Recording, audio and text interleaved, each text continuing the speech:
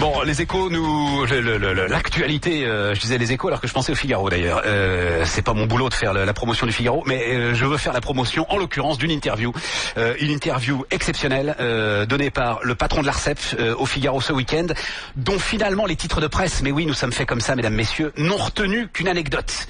Il dit 10 000 emplois vont être supprimés dans les télécoms dans les mois ou les années qui viennent, du fait de la concurrence, François Langlais. Mais il dit derrière que beaucoup plus d'emplois finalement seront créés. C'est la vraie bonne belle question. Est-ce que la concurrence détruit l'emploi, François Langlais ? Pas du tout. C'est vrai que à court terme, oui, évidemment, parce que ça fait baisser les marges. Donc on voit bien que SFR et Orange vont devoir ajuster leur niveau d'emploi, c'est certain. Et probablement dans des proportions plus significatives, d'ailleurs, que ce qu'indique Silicani. Parce que quand on fait les pourcentages, des chiffres qui donnent, on arrive entre 3 et 7% de l'emploi total. Ça va probablement baisser davantage dans les années qui viennent. Plus que 10 000. Probablement. Parce que si vous voulez, c'est un choc sur les prix qui est considérable. Mais à moyen terme, vous savez, ça rappelle cette fameuse parabole d'un économiste français qui est Frédéric Bastiat, qui a écrit un petit opuscule qui s'appelle « Ce qu'on voit, ce qu'on ne voit pas ».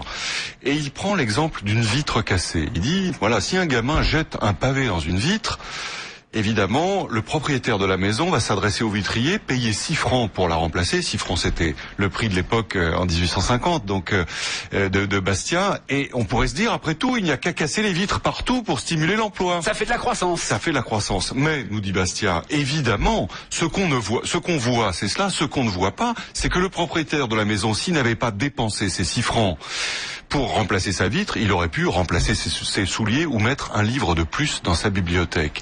C'est évidemment la même chose avec Free. C'est-à-dire que la baisse considérable des forfaits occasionnés par l'arrivée d'un nouvel acteur dans cet univers, eh bien, elle va libérer du pouvoir d'achat ailleurs, qui va stimuler évidemment la création d'emplois dans les services de culture, que sais-je, de transport. En tout cas, c'est de l'argent qui ne sera pas perdu. Et on est toujours balançant, quand on observe les phénomènes économiques, à considérer les effets immédiats, alors qu'en réalité, en bonne logique, il faut considérer tout l'enchaînement. Il y a un autre exemple dans l'actualité de la campagne électorale qui est intéressant. C'est ce que dit François Hollande, il faut bloquer les loyers. Ce qu'on voit, c'est que les loyers sont bloqués, que donc le pouvoir d'achat des ménages est préservé. Ce qu'on ne voit pas, c'est qu'on va contraindre l'offre, c'est-à-dire que les propriétaires vont être dissuadés de mettre sur le marché leur logement, ou bien s'ils ne le sont pas, ils vont demander des contreparties en liquide, l'économie au noir, et à ce moment-là, c'est l'État qui perdra. Et on a connu d'ailleurs ce phénomène en 1948, il y a eu une loi qui a bloqué les loyers, il y a d'ailleurs toujours des loyers 1948 qui sont à des prix ridicules.